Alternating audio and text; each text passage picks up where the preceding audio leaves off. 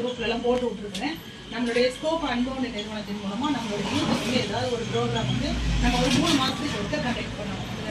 அப்போ வந்து இப்போ நம்மளுக்கு பிப்ரவரி மாதம் வந்து நம்மளுடைய அலுமினி ஸ்டூடெண்ட்ஸ்லாம் வந்து ஞாபகம் இருக்கா, பழைய அண்ணாமார்லாம் வந்து நம்மளுக்கு கிளாஸ் நடத்தினாங்கல்ல. அப்போ அதுக்கப்புறம் மேடம் வந்து பேசிக்கிட்டு இருந்தாங்க. இது நம்ம வந்து என்னன்னா அடுத்து ஏதாவது ஒரு ப்ரோக்ராம் பண்ணணும் அப்படிங்கிறப்ப வந்து நான் வந்து போன மாதமே வந்து கேட்டிருந்தேன். யாருக்குன்னா நம்மளுடைய அம்மா ஸ்டுடியோ அவங்க ஓனர் ஹஸ்பண்ட் அண்ட் ஒய்ஃப் நம்மளுடைய பெனிஃபிஷியரி சைல்டோட மதர் சக்தி பூலத்தாரி பேருக்கு காப்பி கொடுத்தாங்கல்ல, அவங்களோட அம்மாவும் அப்பாவும் தான். அவங்ககிட்ட வந்து நான் கேட்டிருந்தேன், இப்படி வந்து நீங்கள் ஒரு இது நடத்துறீங்க, ஸ்டுடியோ நடத்துறீங்க, எங்கள் பிள்ளைகளுக்கு நீங்கள் இன்ட்ரெஸ்டிங் அந்த ஒர்க் ஷாப்பை பற்றி கொஞ்சம் சொல்லிக் கொடுக்கலாமா, எப்படி கேமரா அதே எடிட்டிங் அந்த ஃபோட்டோஷாப் இதை பற்றி கொஞ்சம் சொல்லிக் கொடுக்கலாமா அப்படின்னு சொன்ன உடனே அவங்க வந்து சந்தோஷமாக நமக்கு வந்து ஓகே சொன்னாங்க. சரியா, அதனால தான் நம்ம இந்த ப்ரோக்ராம் வந்து ஆர்கனைஸ் பண்ணோம்.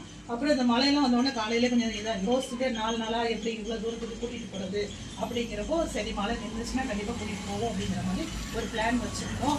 அதுக்கப்புறம் நேற்றுக்கு மேடம் கேட்குறப்போ இல்லை சக்ஸஸ்ஃபுல்லாக நாங்கள் கூட்டிகிட்டு போயிருந்தோம் மேடம், ஒன்றும் இல்லை இங்கே வந்து அவ்வளோ மழை இல்லை அப்படின்னு சொன்னால் மேடம் சொல்லியிருக்காங்க. இந்த இடத்துல இந்துமதி மேடம் இல்லாட்டாலும் இந்துமதி மேடத்துக்கு வந்து நம்ம இந்த நேரத்தில் அவங்க வந்து நம்ம வருவாங்க. ஏன்னா கை தட்டி வரவேற்கலாம். அவங்க நம்மளுக்கு இந்த பெர்மிஷன் கொடுத்தாட்டா நம்ம இந்த ஒரு ஆர்கனைஸ் கிடையாது. நம்மளுக்கு அவங்க நமக்கு பெர்மிஷன் கொடுத்து மெயில் வச்சு